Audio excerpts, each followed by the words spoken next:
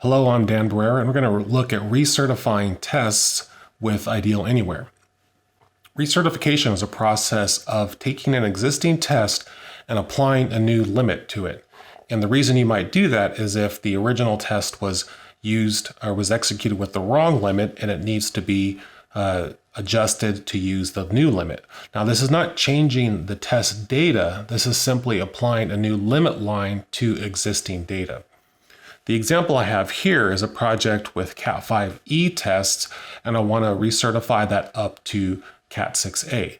Now, you can do recertification going up or down as long as it's within the range of 1 to 500 megahertz for a LanTEK 500, or if it's the LanTEK 3 gigahertz model, you can certify tests that are 600 megahertz and up, all the way up to 3 gigahertz.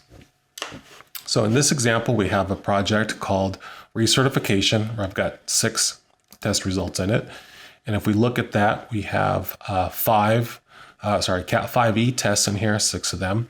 So to recertify, it's simply a matter of selecting all of them, or I can choose only to do certain particular tests, but in this case, we'll go ahead and recertify all of these tests. So we select those. The recertification option is the 4th orange bullet in the menu. We choose the test standard, so we're going to do an ANSI TIA. Link model is going to be permanent link, and the test limit, we will change it from 5E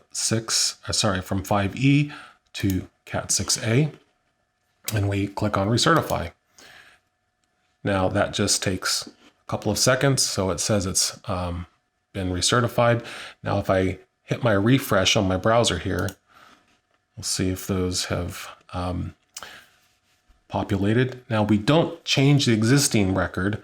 What we do is make a duplicate, so you still have the original, and we have an RC number appended to it for recertify. So I can recertify this same test again, and it would get called RC2 and 3 and 4. So I can recertify the same original test multiple times. So this is RC1. There's test 2 RC1, test 3 RC1. So we see here that it's actually passed, and that's a Cat6a measurement. So if we look at the original Cat5e test with the, let's just look at next, for example, and we'll see that the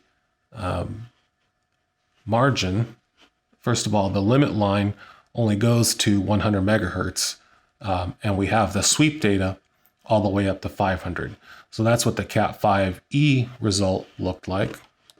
And if I just go to the next test, that's our test 1, RC1. So this is the same test with the Cat6a limit line. So the limit line goes all the way up to 500, and you should see it's just a little bit closer down here in the 0 to 100 megahertz range. So if we go back up, and let's just pick 50 megahertz as an example, the headroom is on the 3645 pair is 27 dB. And if we look at the Cat6a result, we would expect that to be less.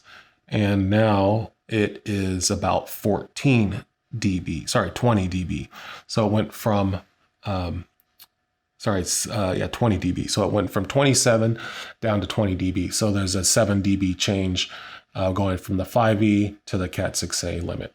So that's how you do recertification. It's quite easy. And thank you for watching. I'm Dan Barrera.